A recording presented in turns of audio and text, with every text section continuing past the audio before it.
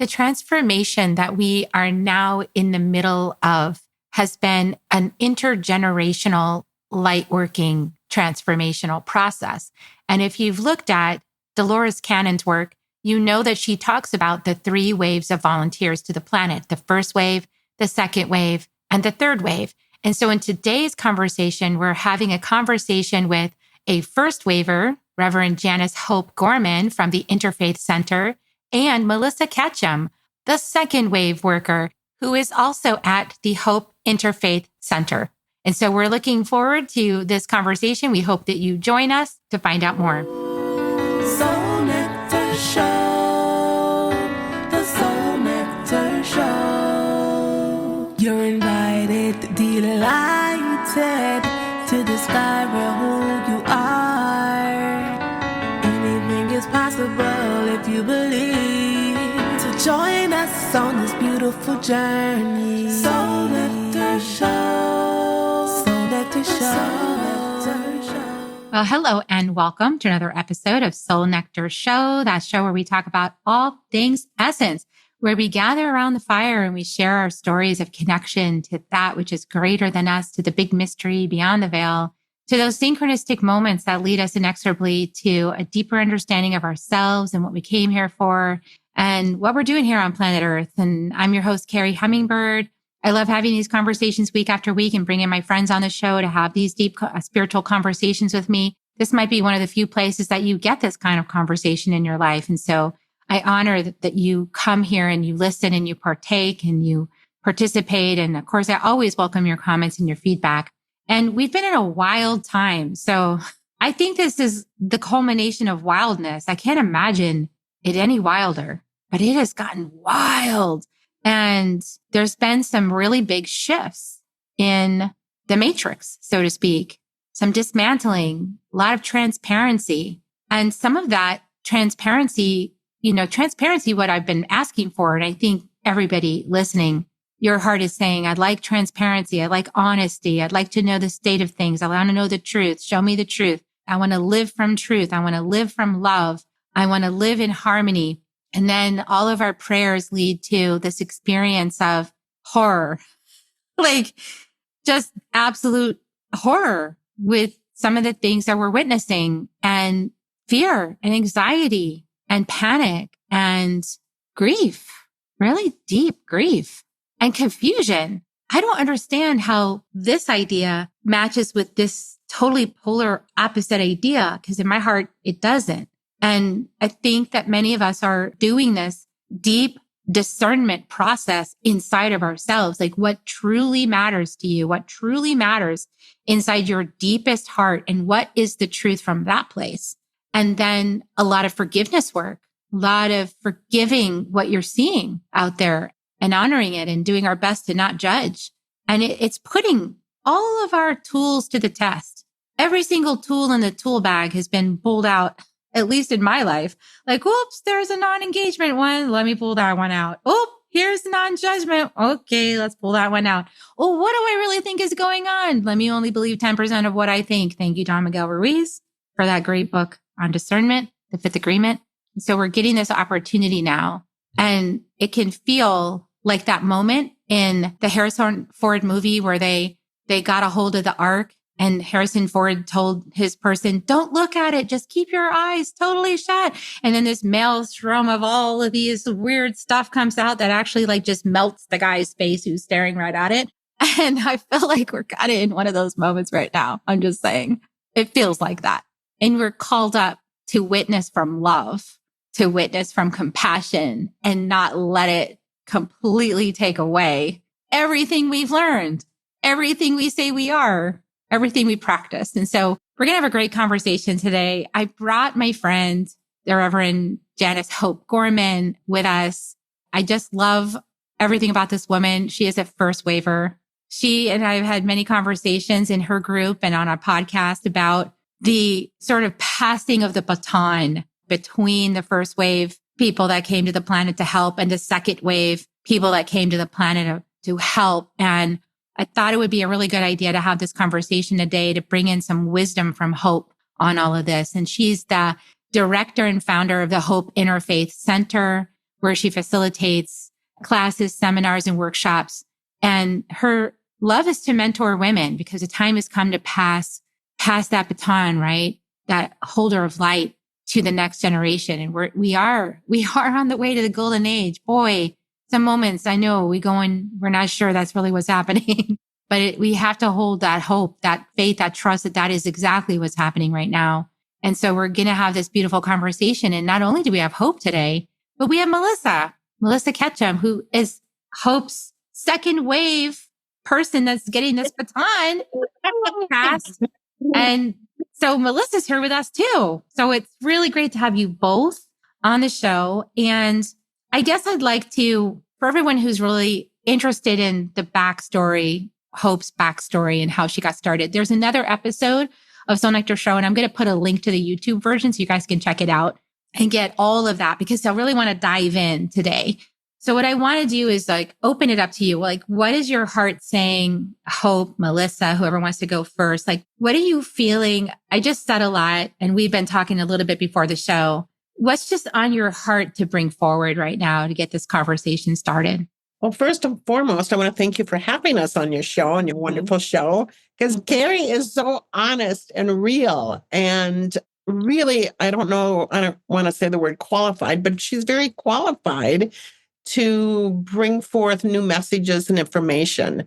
And so we did have a little talk before we started taping and doing this show. As a first waver, after 38 years, I've been doing this 38 years, I'm almost 71 years old, that just like many of you, I'm sure you think like, oh my God, just like Carrie said, what's going on? Where's that golden age? I thought that was going to come 10 years ago and we're still on. So I want to congratulate everyone who's still hanging in there, doing their work and so on and so forth. But so just like you, Carrie, I sometimes stumble into an energetic field because I can trip and I stumble into an energetic field of being dismayed. I'm trying to use neutral words, I guess, dismayed, and sometimes very upset about the collective consciousness that's going on the planet.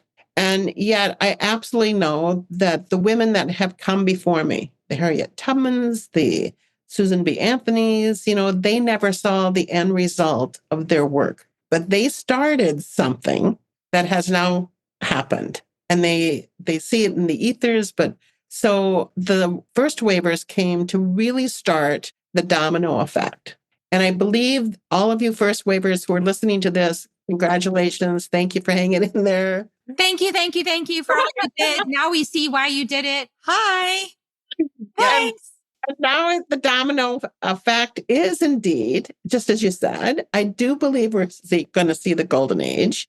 But I think that right now it's really, really important for the first wavers to find their mentees and find the right second wavers that are integral, that are in compassion, that follow their heart, that know their authenticity, that have extreme, wonderful internal powers.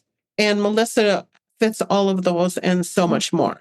So in order for me to do this for 38 years, I had to be very passionate and very dedicated. And that's what Melissa has. So I'm going to pass it on to, so how do you feel about this? And the dominoes now are falling and they're now coming to your energetic field. That's interesting because as I was kind of visualizing, I felt kind of like the weight of that, but also a relief in like what has already been created. Because in our community, we're in Mankato, Minnesota. It's a smaller town. It's Midwest.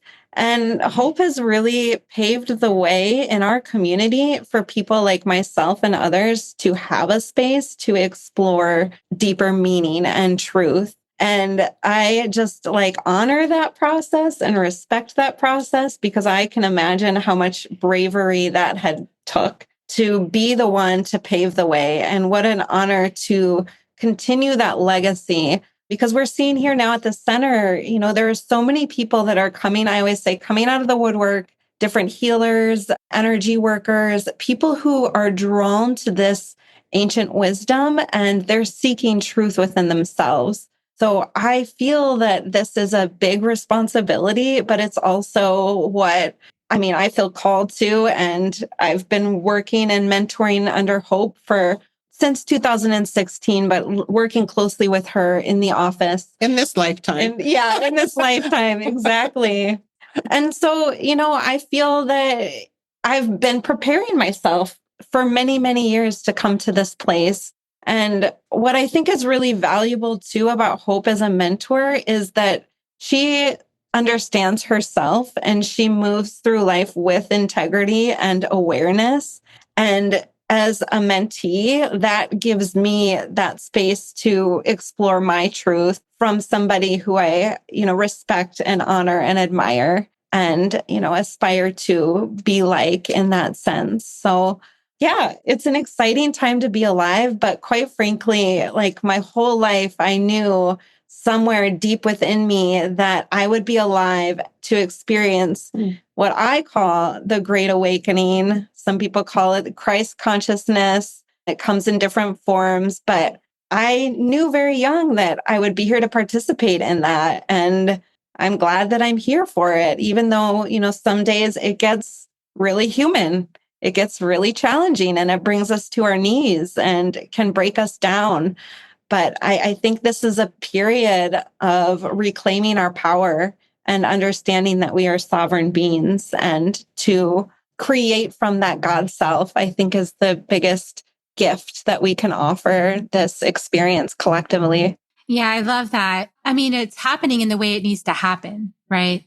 As the light comes in, there's more transparency. And with more transparency, we see the shadows and we can't hide them anymore. They just want to be birthed. Like they just want to be revealed. Like it's so funny. Like there's so many themes going on in the society right now. I'm paying attention to social media and some of the political stuff, and I'm watching it and then bringing it back in myself and doing some transmutation work. It's like transmute, alchemize, and bring it back to truth, bring it back to light. And it's so interesting how people who would be sort of painted as the quote villains, in the old story, are like with their dastardly deeds and their plans of mass domination are like literally openly talking about it, right? In podcasts and out there sharing their master plan. Like, it's just like, here's my master plan for how I'm going to take over everything. And they can't hide it. Like they want you to know that they're going to do that or they're trying to. And it's just like, whoa, that's the stuff that used to be hidden, but it's not hidden anymore. And then there's like this moment of, wait a second, like we know as spiritual leaders that we're no longer playing on the triangle of disempowerment. So am I a victim to it? Is there a part of me that feels victimized? What do I do with that part? How do I hold that part? Right? It's like we have this all levels, all areas of life ability to take what we're perceiving in the outer world and run it through the filter of what in me is a matching piece to what I'm seeing that can be healed and reclaimed, or like what in me is colluding with that story. Absolutely. We all have to ask that. Mm-hmm. And again, I'm going to go back to Christina Rose because I honor all of my teachers. But Christina Rose had said a long time ago, Janice, or Hope, you're not a 25 watt light bulb. You are a 250 watt light bulb. Then you go bigger, you're a 350 watt light bulb. And so our level of consciousness or our words or our actions are massive. They can create massive change and difference right now. And so if we're not really conscious and if we're not really mindful, if we're not really awake, does this thought or feeling or actions or words, is this putting more weight on the reality that we want to absolutely release? Or take this enormous frequency and vibration of our consciousness, because you're all 250,000 watt light bulbs as you're turning on more and more and more and more, is that you can take that level of consciousness and create a whole new grand, gray, golden era. And that's what the Hopi Indians talked about. That's what the ancient indigenous mothers talked about in Hawaii.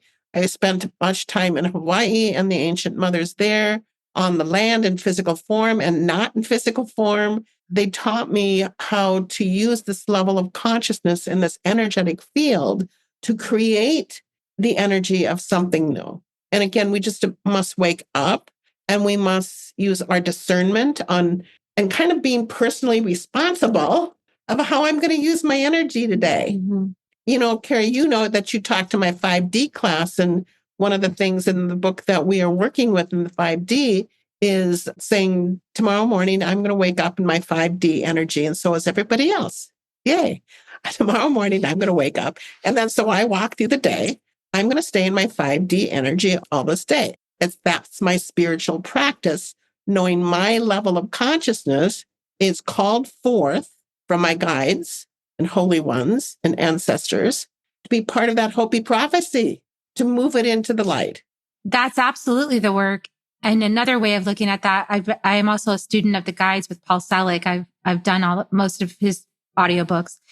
And the recommendation there is just lift everything to the upper world. Like bring yourself to the upper room and then lift everything to the upper room. Everything I see before me will be reknown, rearticulated in the upper room, right? So there's like that. And there's kind of a tendency to not want to look. So first, I want to say to everybody listening, I honor if you're like, listen, all I can do to maintain this 5D energy is be in my own space. Like I literally, if I'm not in my own space, I'm going to be thrown out and I can't maintain it. So I got to just focus on 5D. Cool. No judgment. If you're able to, really, if you're able to bring some attention, right, to some of these things that are going on, even just like 15 minutes of doom scrolling, it's just like, okay, what's going on in the collective? Picking up those vibes, I'm a 12th house Scorpio, so I'm deep Scorpio processor, right? So part of my function, maybe not everybody's function, but part of my function is to witness that stuff. And then in the Karo Nation, they call it Mikwi Hucha. So that it means digest the Hucha. It means like restore it all into Aini, back to Sami, to light. And so I've been doing that, but it's delicate balance because it can really pig pile. It can pig pile. So, then you're underneath the whole mass of wriggling pigs, like, okay, Mikuhucha. So then you got to find your sanity again. So my personal good friend is tobacco right now, but not everybody's going to work with the sacred medicine of tobacco if you haven't been initiated, but there's other tools, right? So how are you guys with this? Because some people say like, don't look at it, just pretend it's not there and just focus on building what you're going to build.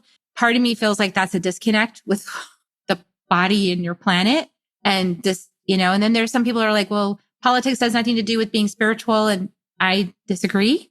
I feel like you're in a body on a planet in a country that has a government and you're part of it. So therefore it's part of being spiritual. So what are your thoughts about all this? Like there's so many ways to go with this, but what are your personal thoughts about it?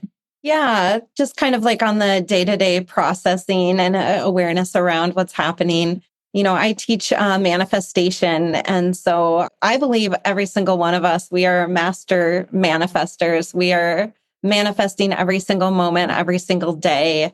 And that's why, to look at this, what's coming up in our reality with honesty, with that compassion, with that, I call it like the higher perspective, the sacred observer, become the sacred observer to your humanly experience. Because a lot of us are tapped in, turned on, tuned up right now. We are connected. We do have the answers within. So taking that time to just see how we're creating from, because that density that's stored in the body, that trauma, that anger, we know it will attract the situations that match that vibration to heal, to grow us. And I think all of it is a gift in our favor. It's just some days it gets to be a lot. It really does, on top of living and working and just being a human being. But I think that's where the most important work is that we can do, is to dive into, some people call it the shadow aspects of what we're creating. Diving into that area to heal and liberate. Liberate's been my big word. Like a liberation of that density within your body is just such a beautiful process. And it comes in different ways for everybody. The body keeps the score. I really believe that. And like for me, it's been just movement, Pilates, taking time to dance and to express and to really believe that we have the ability to, as you said, alchemize and transmute it, to work with it, to find those gold nuggets and that silver lining of awareness that brings us to that higher state of awareness, the 5D. It's, collectively, there are a lot of people that are, with the energy of this new year. It's a 9-year. There's a lot of energy of necessary endings that lead to new beginnings. I think the best thing in that process is surrender, surrender, surrender, and allow. Yeah. And there's some slipperiness, right, with all this witnessing. And this year's energy, if we have noticed, brings up a lot of assertiveness.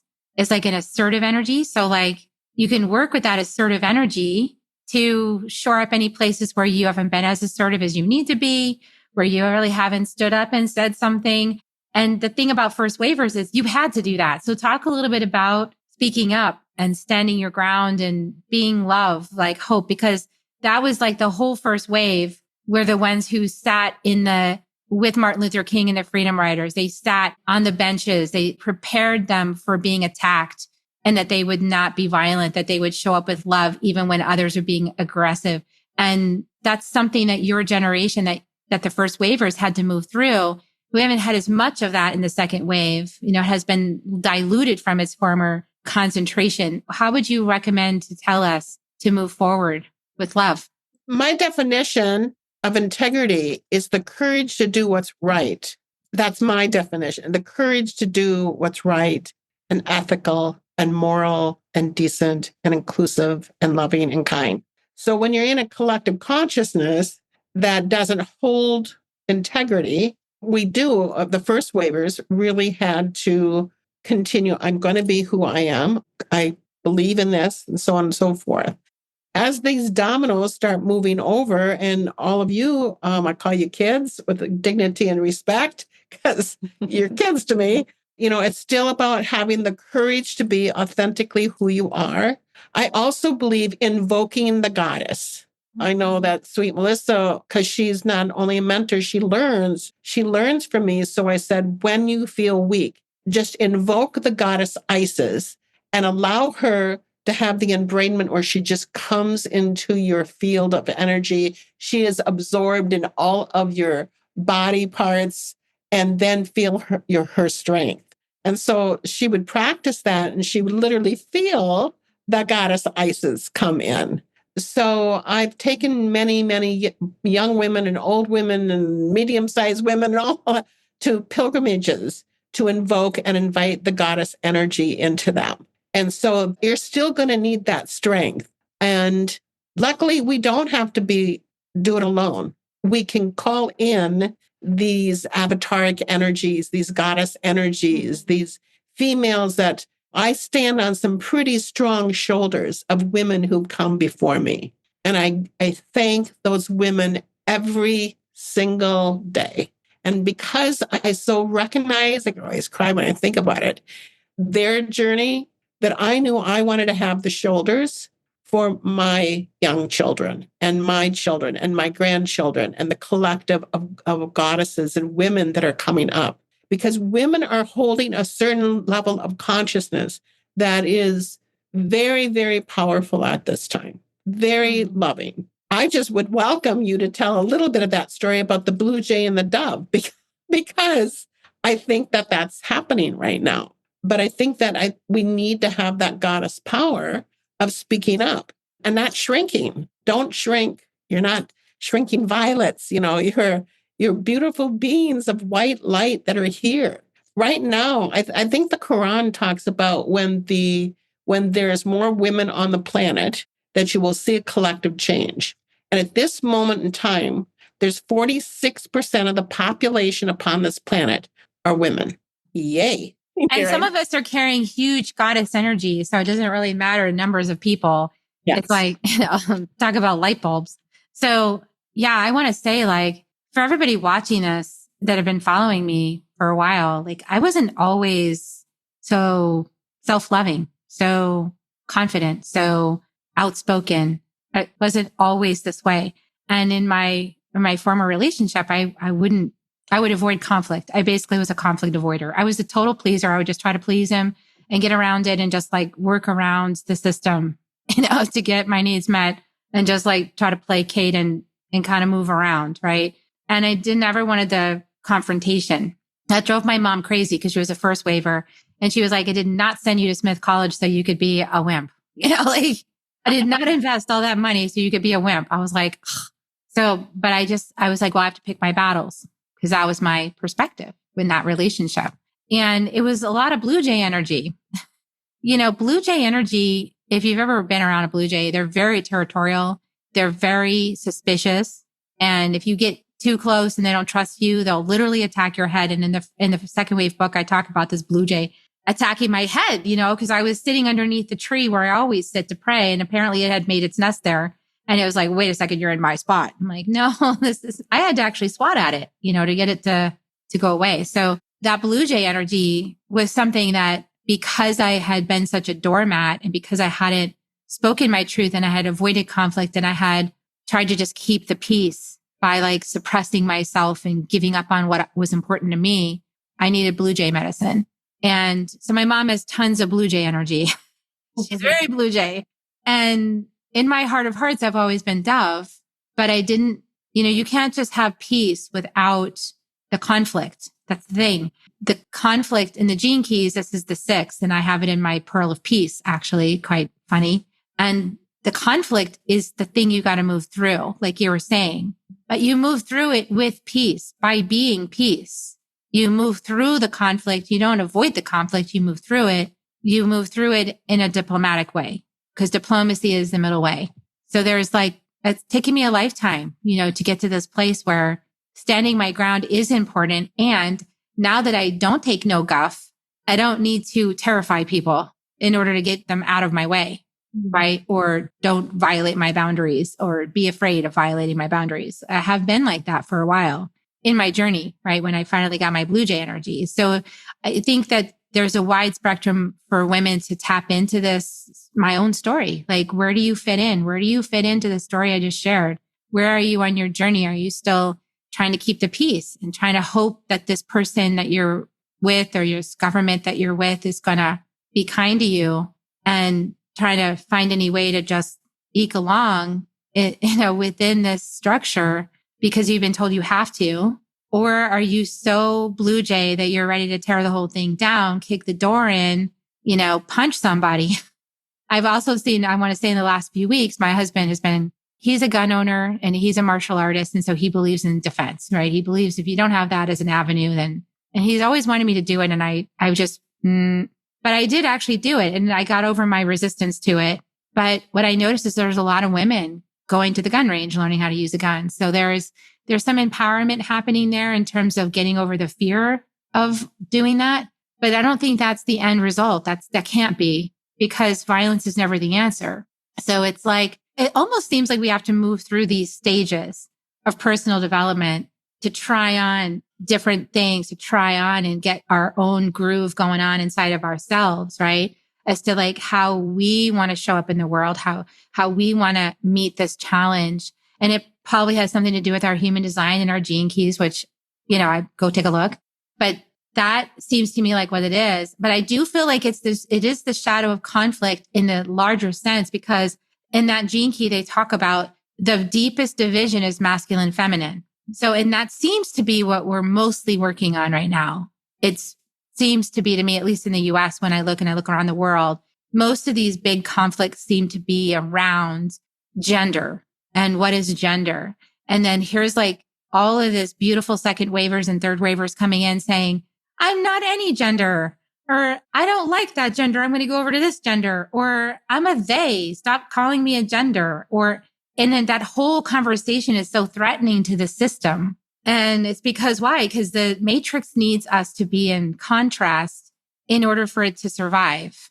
The other thing that I would tell young women too is the first waivers is, we called ourselves wild and wise and kind of witch energy, where we sparkle and know how to do magic. And we're sage as well. So there are 4 strong archetypes that women can hang on to and adopt and bring forth. So I am a spiritual warrior. Ask my husband of 40 years, he'll tell you I'm a spiritual warrior.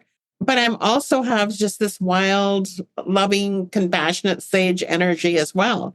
And I pull the sage up when I need to pull the sage up. and I pull the wild woman that comes out of me, as well as the spiritual warrior that needs to come out of me at times. And so I have these 4 archetypes that I kind of lean into, or they lean into me. And it's a good mixture. It works well. Yeah. So what I see you saying is it's not necessarily an either or. It's kind of like both and, so there's this way that the thing that happened with the blue jay on my porch that always attacks me. And then the thing with I had this dove on the other side that was like just being a dove, being peaceful, being loving, being a dove, being quiet and still, inching its way over. And the blue jay, I'm thinking anytime is going to attack the crap out of that thing. And then it just flew off. Mm-hmm. And then the dove strutted down the entire railing and then flew and got a drink. It's like, cool. But there's this energy in dove that doesn't really fight anything. It just goes, I'm here. I'm like present, right? I'm full. But it doesn't mean that the blue jay is wrong, because all of it exists at the same time. Like these archetypes, every single animal archetype and all the archetypes you mentioned, they all exist in Mother Nature in this realm. So they all play a part. Yes. Yes.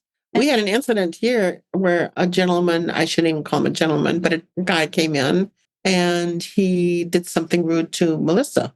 Unacceptable is unacceptable to me. My blue jay came out. I mean, I was calm, but my blue jay came out and it said, you need to leave. He said, are you throwing me out of the church? Yeah, I'm throwing. This is the first time I've ever been thrown out of the church. Well, congratulations. There's always first to something, but you need to leave this building and off of this lawn. Yeah. And he did. And quite honestly, our safety was threatened. And you did it in a stern and powerful way, but there was nothing like unkind about what was happening. It was, this is you've crossed the line. So this is what happens. I think boundaries around our time and energy in this work is so valuable, so important. And what an amazing rewire, of in an environment that's traditionally supported, a church has traditionally been rooted in masculine need and perspective, as well as, oh, by the way, high tech and, government too. A lot of places, right? And saying, you take a look, only because I just watched this interview where they were talking about how billionaires are not used to anybody saying no, or I disagree, or no, that's not how this works. They're just not used to getting that feedback. And so, there's this in the masculine feminine conversation, there's this pushback. There's like, no. And that's actually key, because the indigenous women has said for a really long time, for generations, right? Why don't you say no? Because when we say no, our men listen. When we say no, they stop doing what they're doing. But there's been such a deep indoctrination in our particular Western culture that women should be pretty pleasing and polite and not be assertive, confident, and oppose masculine perspectives. Yep. And that does us such a disservice as people who come into partnership or just collectively on the planet who, I see things in that yin and yang energy, that masculine and feminine that we all hold within us. And, it's in our best interest and integrity to evolve together in that. And when, that's why I appreciate having the guidance of Hope, somebody who sees themselves, who can evolve and grow, can check themselves. But it's hard to deal with people in your reality who don't have that awareness or ability to balance and see things from those perspectives. Yeah. And it's especially important as a mother archetype. We must be willing to be in equal partnership with our counterpart, right? Whatever that is. Because I don't want to say it's a man, because maybe it's not. There could be 2 moms. I don't want to say that. But when we're standing fully in our own, that, you were saying that Isis comes in, there's also a mother goddess energy that comes in. And when we allow ourselves to be full of that frequency has very different guidance than the frequency or the sort of ideas in our minds based on our conditioning. And a lot of times it'll call us up to do something really uncomfortable, like do what you did, Hope, like you stood up and you put a boundary, and that was the right thing to do. And I'm sure it was not comfortable for anybody that was what needed to happen in that moment. Well, it gets more the more you practice it. Does it? it gets more and more and more comfortable. I talk to all of my wonderful, wonderful friends who are 70 and older, and we do sit around saying, "Oh, aren't you glad you're 70?" Yeah, because but you just don't care anymore, right? Like you're just like, Oh, get it. we are who we are, who we are. We're strong women. We're powerful women, and we don't feel what we felt. But it took us practice. The woman that I was in my first marriage, I had another marriage, just as you did, and I was a doormat in that marriage, and it didn't work, obviously, because I was pounced on. And I was quiet. I would not raise a little finger. I would do what he wanted me to do and look how he wanted me to look and all that bullshit that happens.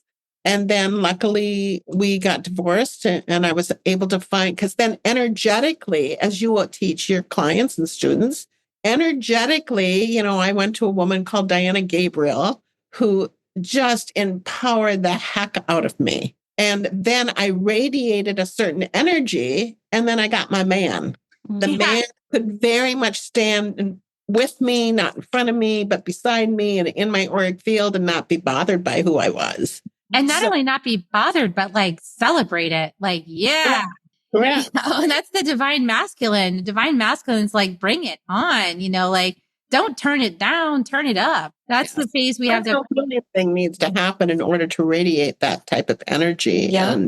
And those are beautiful soul contracts that we create before we incarnate here to give us those lessons. Hope experienced that a while back. I'm going through that right now with a personal transformation that was kind of sprung forth through a relationship. And there's a lot of growth in that. But I think what I've learned is what you learned in it. It's like, speak up for ourselves, like know our needs and wants and, follow through on that.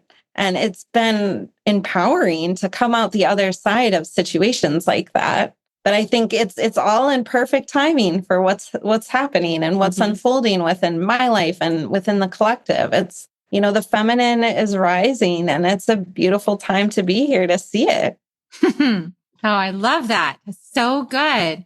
And so keep shining, right? Like keep shining. And I know you guys offer retreats and you offer all kinds of classes and ways to support people to be in community, because when we're in community, we have more confidence because we have other people sort of going through the same process, right? And talking the same language and having these conversations, a safe space to say what's really going on while you practice to change your narrative to bring in more potential. And also people that get it when you say you've had some crazy mystical experience with ISIS. Like we need spaces like that. So I know that you offer spaces like that. So want to tell us a little bit about what you guys are all lit up about right now in the Interfaith Center. Yeah, we have some exciting changes and evolution happening within the center, as Hope kind of steps back and just allows some of us individuals, women, second waivers to come in and to continue the legacy of what's been created. We're having people come in and do sound healings, qigong, new healers coming in to initiate drum circles.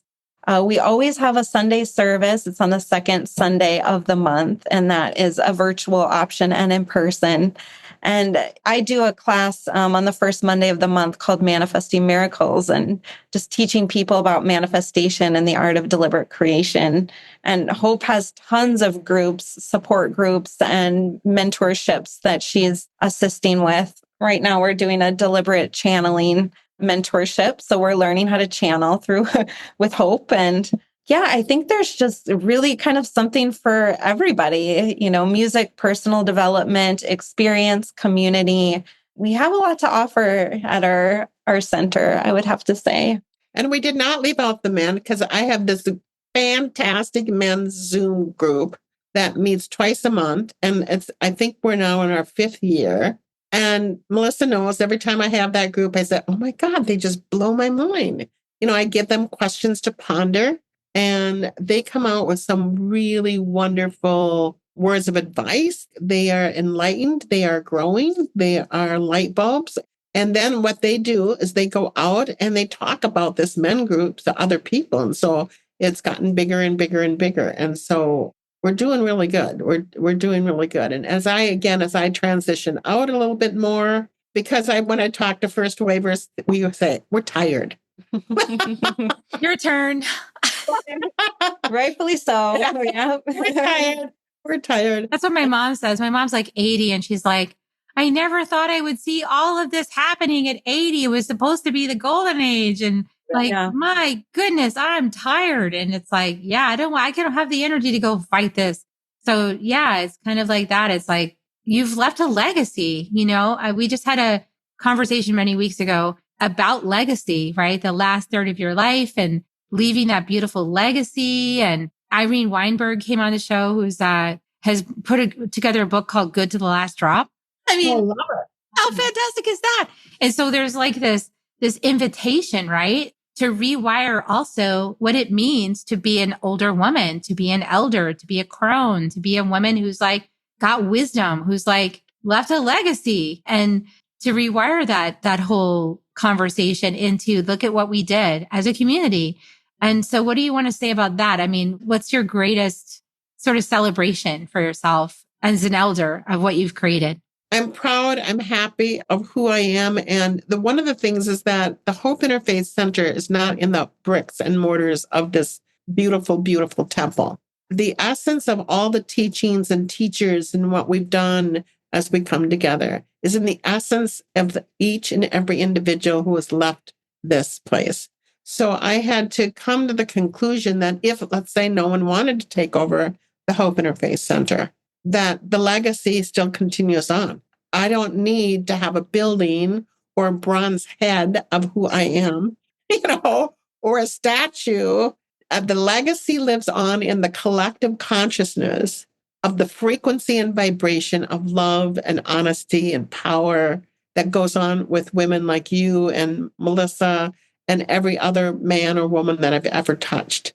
And then you continue to bring on that legacy. That's what legacy is every person that we've touched to say, I love you, and you're showing compassion to them, and you're sharing them, and you're helping them feel their own empowerment. That's where the legacy lies. I love that. That's beautiful. That's really beautiful. You've planted so many gardens. Yes. And they're growing wonderfully. They really are growing wonderfully. And the other thing I was telling Melissa, I said a lot of women who have been teachers, I do believe I have heard, I'll just say, put it in my eye, I had heard that there would be a time for the first wavers who've done so much work to release any ego that's around like, well, I'm a teacher, and the channel or the intuitive, to release that and hand the torch over to the next generation that is meant to bring this golden age in. And sometimes what I've seen and heard as women get older, that's a little bit difficult to give up because you do get a lot of, wow, you're good. I hope you're really good. And you have to release that all because I want to just sleep in. Let's be honest. I want to go to the beach. Yeah. Well, I know that my legacy is still out there and blooming, and then handing the torch to Melissa and whoever else comes up that wants to be mentored into doing this type of work because it's so needed. It is still so needed at this time. It's so needed. And I like what you're saying about releasing because it's that idea of the pedestal that keeps people out of the knowing that they have all the answers inside themselves, that while teachers are here to guide, right, and to help sort out things and give you some tools and stories to entertain you and help you learn something. But like ultimately, you got to take your own torch and move forward. That's what this whole sovereignty thing is about, is bringing everyone to the place that they can walk their lives according to their inner compass and feel guided and supported and on track with their soul's curriculum. Feel like that's the whole point. Yeah, but we have to get out of the way. Yes, definitely. And don't you think the second waivers are being downloaded with so much right now? So much. So much is coming in. It's just like in the body. So it's just like, it's an everyday integration right now for me. Integration, embodiment, Mikwi hucha, digest that hucha, dang. And then, transmute, alchemize. Where is it going? What are we creating? that was the old, that's the mulch for the new. What do we want to grow in the garden? We're not going to grow that same pattern. We're going to grow something new. That takes a lot of courage to grow something new. It really does. Yeah. A lot of courage and awareness. That's why you're my mentee too, is that she doesn't come in here thinking, I got all the answers. That's a sure sign someone's off track. Yeah. Definitely. She's learning and growing and integrating. I can tell that she's getting downloads and she comes back differently every time. And she's integral because she does go to healers and helpers besides me. So that's what the second waivers are doing right now. The really integral second waivers is they don't think they have the tiger by the tail yet. They know that they're a blue jay and they're doing their stuff and becoming the dove.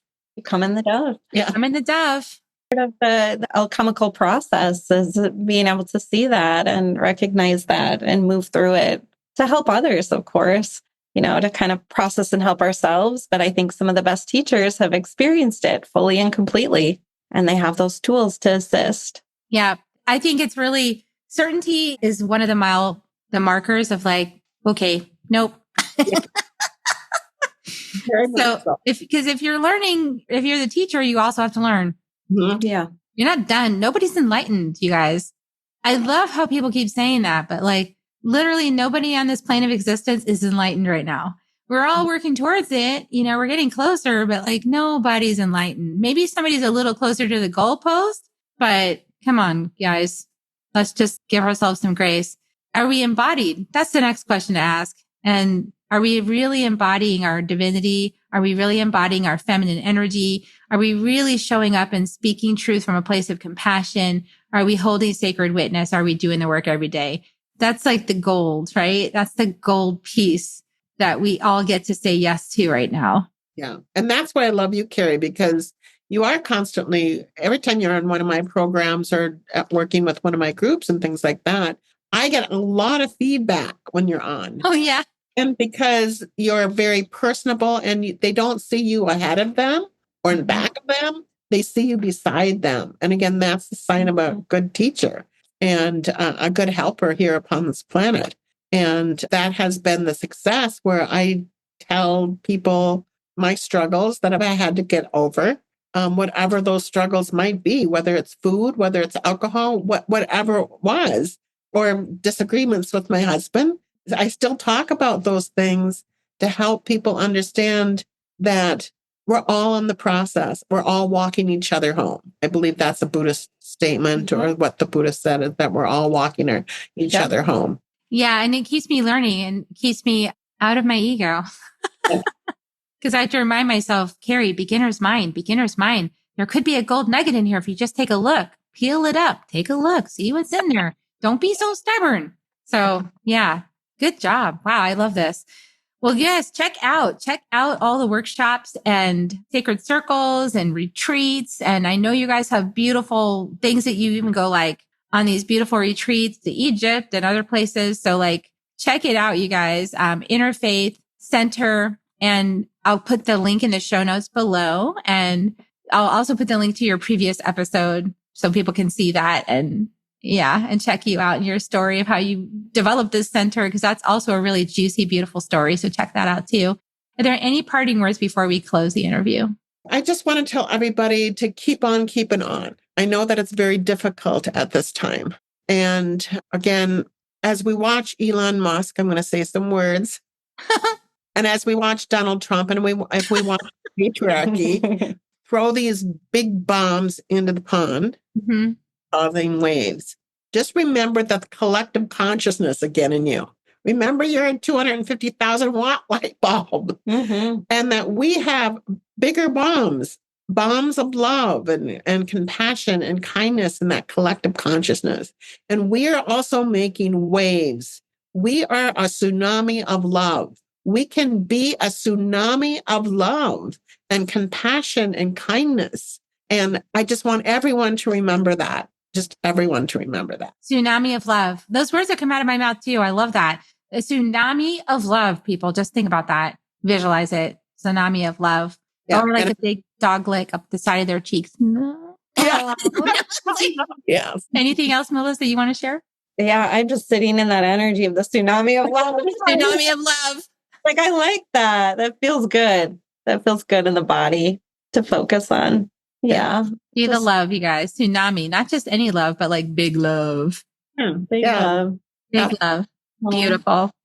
All right. Well, we're going to close the show, and everybody please like, subscribe, and share out this episode with anybody that you think would benefit from hearing it or watching it. And we appreciate you for doing that and keeping our momentum going. And also, we're going to give you kisses. Would you guys like to help give some Reiki kisses to everybody? We're just going to give some kisses. Here they come, everybody. We love you so much. Thanks for listening to all the very end to get your kisses. Okay, here they come. Mwah. Love you guys so much. See you next time on Soul Nectar Show. Bye for now. Thank you so much. Thank you. Thank you, everybody. If you found even one gold nugget in this episode of Soul Nectar Show, will you do us a favor? Will you subscribe, like, and share this episode? Maybe even write a comment and let us know what you thought about it. We really, really want to engage with you at a much deeper level. Let's be part of community together. Have a great week, everyone. Bye for now. To dive in deeper to nourishing conversation, visit soulnectar.show. Soul Nectar Show. Awaken the show. Take a sip from the drip of nectar from the source of